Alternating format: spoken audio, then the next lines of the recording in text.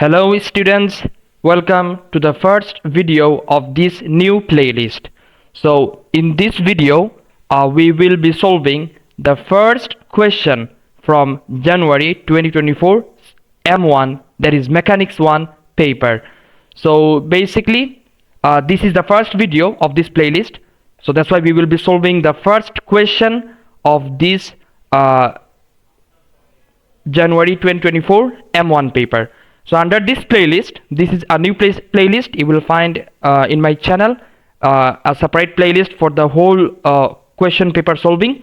So since there are 8 questions in this paper, so for 8 questions you will find 8 videos. That is, in each of the videos, I will be solving each of the questions of this paper. So let's get started with the first question of this January 2024 M1 paper. So the first question, if I give a brief explanation of the background of this question, basically the concepts behind this question, it's from chapter number 5, that is forces and friction of your M1 Mechanics 1 textbook, and also you will need some concepts from statics, that is chapter number 7 of your Mechanics M1 textbook. So in order to be able to solve this question, definitely you have solved sufficient questions from chapter number 5, that is forces and friction, and chapter number 7, that is statics of your M1 textbook. So let's start. So right at first you can see a figure. A figure is given here. You can see figure 1 shows a small smooth ring threaded onto a light inextensible string. Okay, a small smooth ring threaded. Okay, a small smooth ring, that means the ring is smooth. What does it mean? It means that the ring has no friction in it. Fine. And it is threaded onto a light inextensible string. Light inextensible. Light means what? It is lighter. That means it has less mass, isn't it? So that means light means the mass is negligible, and inextensible string. That means inextensible means what? The string will not extend, right? So definitely you have learned these modeling assumptions in chapter number 1. A chart is given, so definitely we have seen these assumptions there. So these assumptions not need to be memorized. Try to understand the meaning. Like light means what? It has low mass, right? So low mass means its mass can be negligible. Its mass can be ignored. So so modeling assumption for light is massless. We will ignore the mass. Simple. So try to understand the word meaning. If you understand the word meaning, it is very easy to figure out the modeling assumption. Okay. Also for inextensible means what? It will not extend. If it not extends, then what will happen?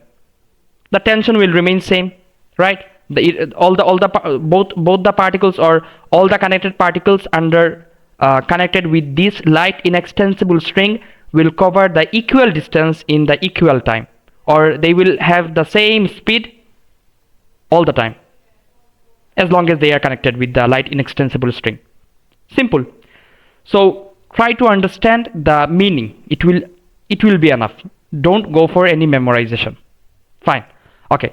So one end of the string is attached to a fixed point A. So you can see in the figure, one point is attached to a fixed point A on a horizontal ceiling, and the other end of the string is attached to a fixed point B on the ceiling. Okay, we can see 2 points on the ceiling. Okay, so a horizontal force of magnitude 2 newtons acts on the ring so that the ring rests in equilibrium at a point C. Okay, look, the force is what? 2 Newton magnitude force is acting, and the ring is resting in equilibrium. Equilibrium means what? The resultant force is 0. Okay, so okay, so point A, it's connected to a ceiling, and point B is also connected to a ceiling. Okay, fine. And from point A and B, light inextensible string connects the what? The particle C. The particle at point, the ring at point C. Okay. The line of action of the horizontal force and the string both lie in the same vertical plane. Okay, fine.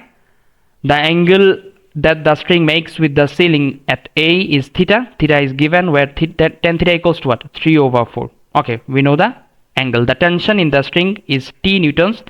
The mass tension is given as T newtons. This is unknown, and the mass of the ring is what? M kg. Fine. Okay, so part A asks here to find the value of T. We need to find out what? The value of T, the tension.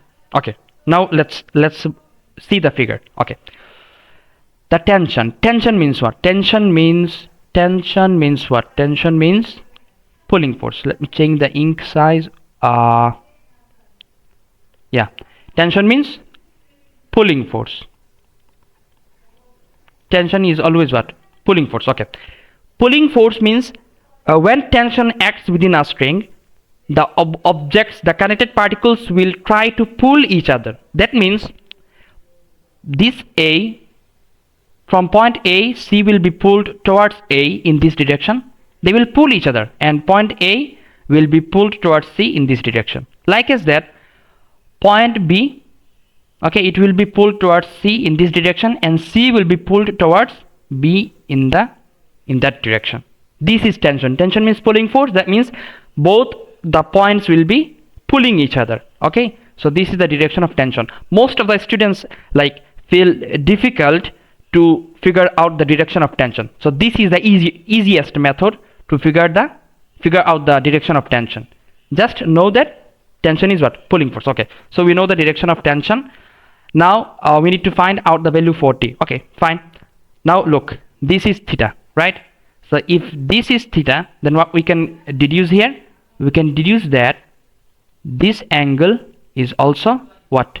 Theta, isn't it? Alternate angles, yeah, like a transverse line intersecting two parallel lines. Yeah, so this is theta, alternate angle. Okay, so we know the theta. Now we need to find out the value for T. So now figure out. Look, for statics and forces and friction, you should keep in mind you will always focus on resolving vectors.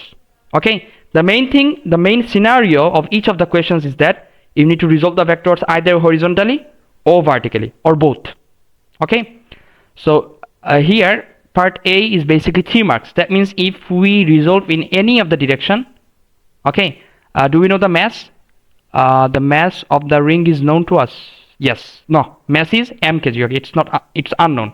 That means resolving the force components vertically will not bring any benefit.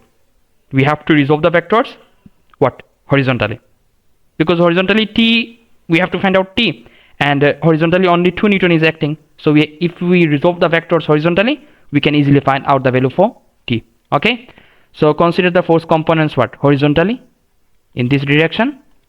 So since the system is in equilibrium, so that means what? Resultant force would be what? 0 Newton, isn't it? So resultant force is what? Resultant force is basically the vector sum of what? Vector sum of the forces, right? So 2 Newton at first. 2 Newton we considered right direction as positive, so 2 Newton, and in the opposite direction the horizontal component of tension is acting, so this is T cos theta, right?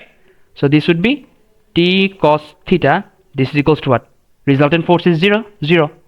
Okay, so take T cos theta to the right side. So we know that the value for cos theta would be what? Tan theta is 3/4. So cos theta would be what? Cos theta would be 3/5, right? Okay, so wait, tan theta is 3/4, so cos theta would be 4/5. Okay, because this is the adjacent, this is the opposite side, this is the adjacent. So cos theta is what? Opposite. Cos theta is adjacent side over the hypotenuse, right? So adjacent is 4, so that's why 4/5. Fine. Okay, so cos theta is 4/5 T equals what? Equals T, equals 2 So we need the value for t, so make t the subject. What will we get? 10 over 4, that is 5 over 2 Newton, right? 5 times 2, that is cross multiply. 5 times 2, that is 10. 10 over 4 is 5 over 2 Newton. That's the value for C. And that's all about part A. Okay, next is part B. Let's see what they have asked in part B. Find the value of M. We need to find the mass of the ring. I think you got the idea, because I have already said that in statics and forces and friction, always focus on resolving the vectors. That's the only work. Very easy. Okay, so just resolve the vectors now. Earlier we resolved the vectors horizontally. Now we need to resolve the vectors what? Vertically, because in order to get the mass we need the weight. So vertically weight is acting what? Downward as mg. Fine. So let's consider that for part B we are considering the forces what? Vertically. So vertically the what? The vertical component of tension. But keep in mind, most of the student will feel confused here, like whether to consider one tension or two tension. Definitely there should be two tension. One tension is due to this one and the other one is for that one, right? Though it is the same string, but the same string, it is connected to two different points. Okay, that's why the tensions would be what? Two. Okay, so consider the vertical component of tension, that would be T sine theta. For that one, consider the vertical component of tension, that would be T sine theta. Okay, so that would be T sine theta plus T equals to what? This is equals to the mg, weight, right? Since the system is in equilibrium, so resultant force is what? 0.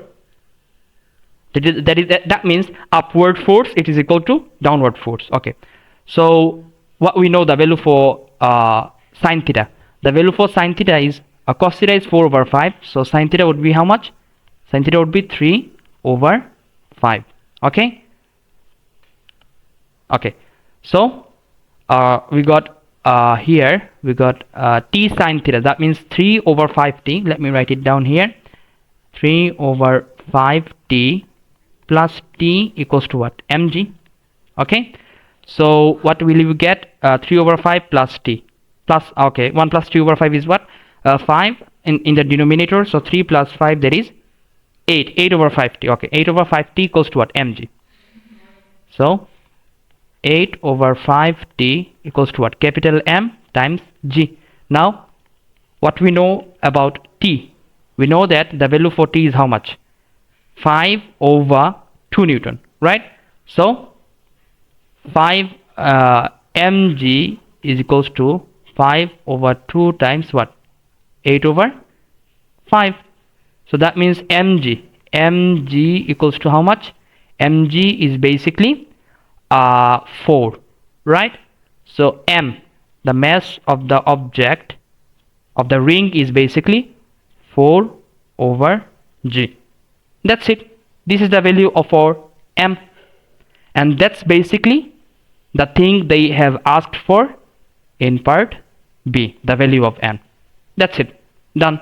That was all about question 1 from Mechanics 1 January 2024 paper.